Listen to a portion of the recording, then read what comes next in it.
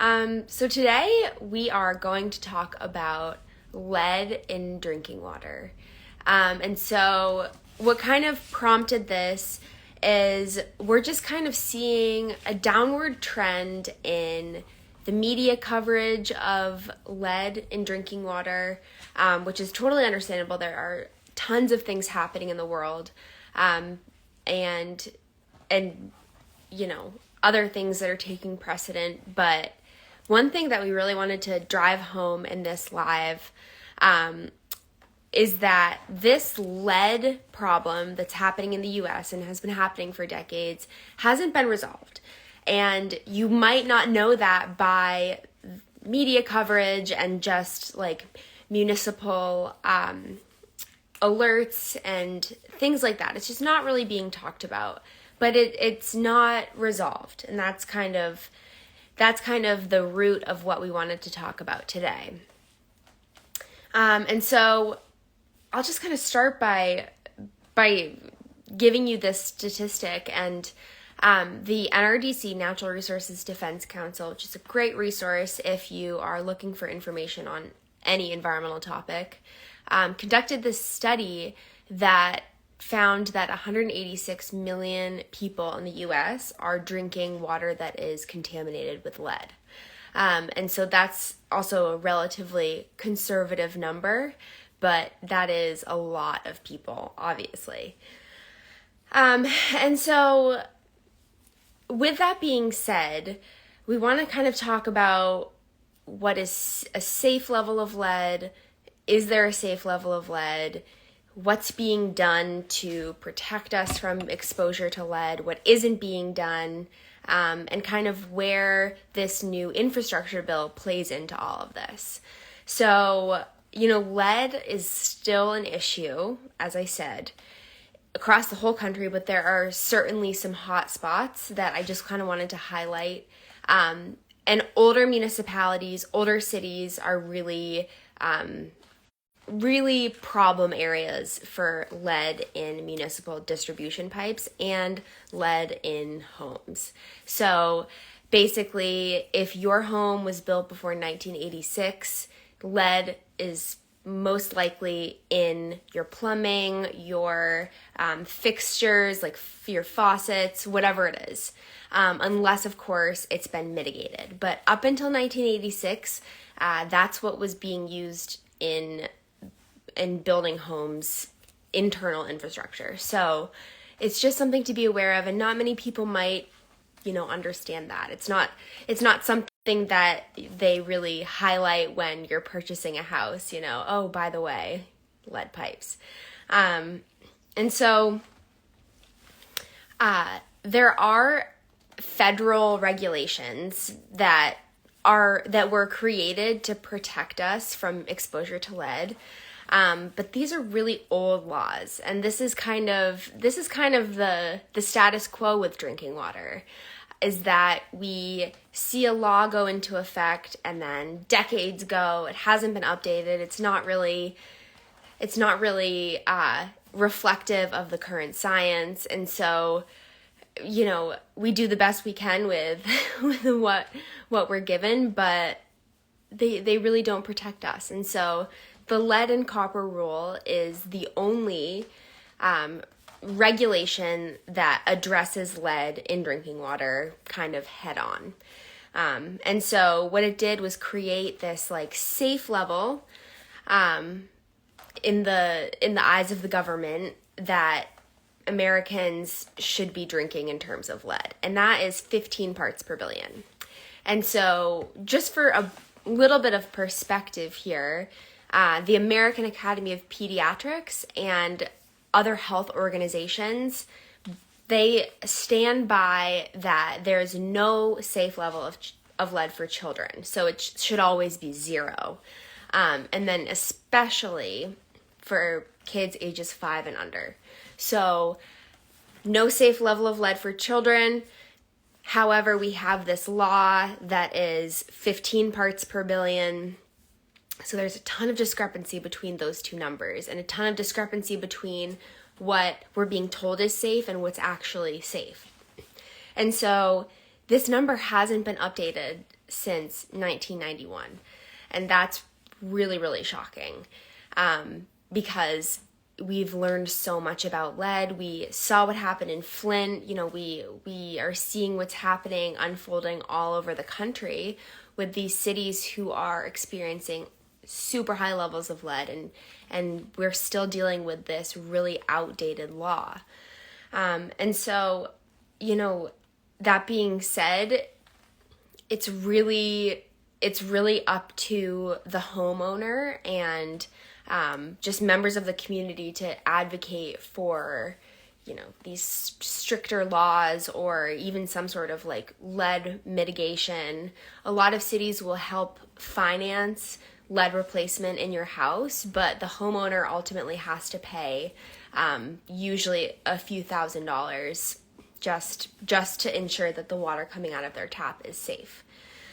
So that's just definitely something that I wanted to cover. And another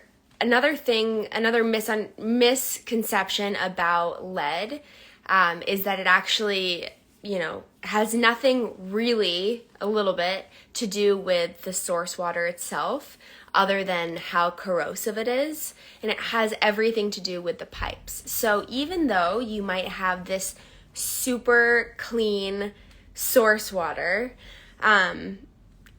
it can be entirely, ruined when it comes into contact with the lead pipes. So I just saw one of my family members, actually, who lives in Massachusetts, was on here, and that made me think of the Boston drinking water source, which is unbelievably clean, the Quabbin Reservoir.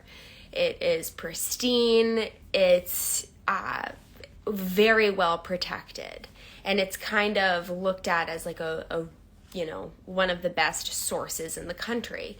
The same goes for New York City with the Catskills.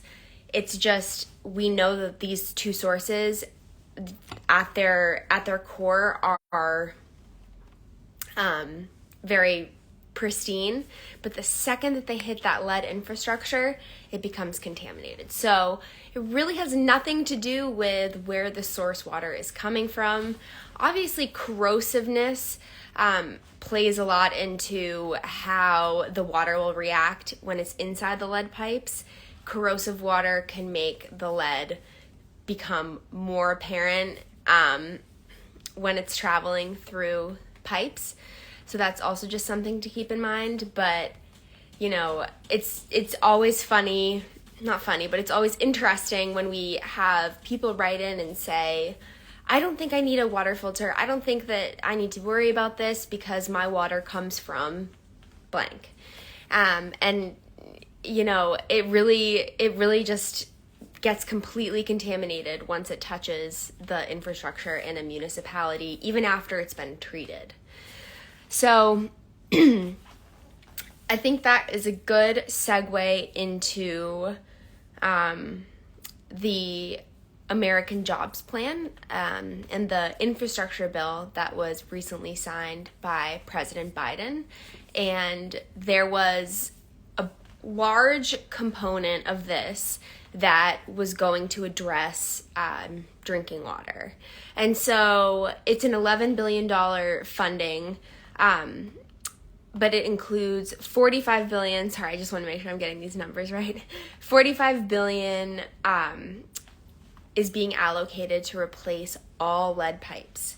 And again, that number sounds awesome. It sounds super significant, and it certainly is a step in the right direction.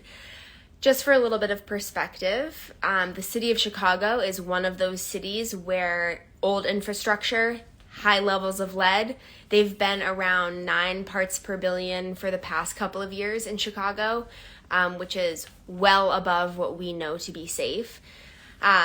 They did this comprehensive assessment of what it would cost to replace every single lead pipe in the city of Chicago. And that number was $8.5 billion.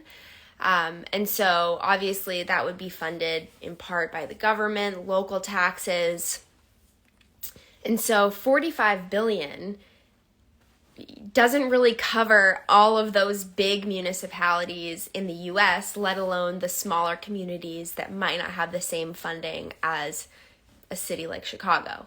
So 45 billion is a step in the right direction, but it's not going to address the problem across the entire country. And so another point is that we're not just dealing with lead contamination anymore. There are other contaminants that have become problematic in the US. And one of the contaminants that has become super problematic is PFAS. And so we have multiple Instagram lives about that contaminant. But I mentioned PFAS because just because we have this new contaminant that is kind of taking over news headlines doesn't mean that lead has been addressed. And we kind of see this happen a lot. There's a new contaminant that steps in and media coverage just focuses on that when maybe some other contaminants and other pollutants haven't really been resolved entirely. So we saw this really happen with chromium-6 and arsenic, which are still problematic in the US as well. So that's why I wanted to do a Instagram live today on lead in drinking water, just to let everyone know that we haven't addressed it in this country, that we haven't really even taken the early steps to address it. We still have this super high standard of lead in drinking water that's not a safe level. We haven't really even began replacing lead pipes across the entire country. Certain cities have taken steps, but in terms of the general public, we're still being exposed to lead. And so I know this, I don't want to fearmonger because there are so many action steps that you can do. And it can be as simple as just running your tap water in the morning for 2 minutes. That's usually what most cities recommend is 2 minutes. But if you live in a municipality with different recommendations, obviously follow them. But and this can just flush the lead out that collected overnight when it was sitting stagnant in the pipes. So it can be as simple as that. It can be as simple as purchasing a water filter. We're a water filtration company. But yeah, if you have any questions, you can DM us. You can also email us at hello@hydroviv.com. You can go to hydroviv.com and we have a live chat feature.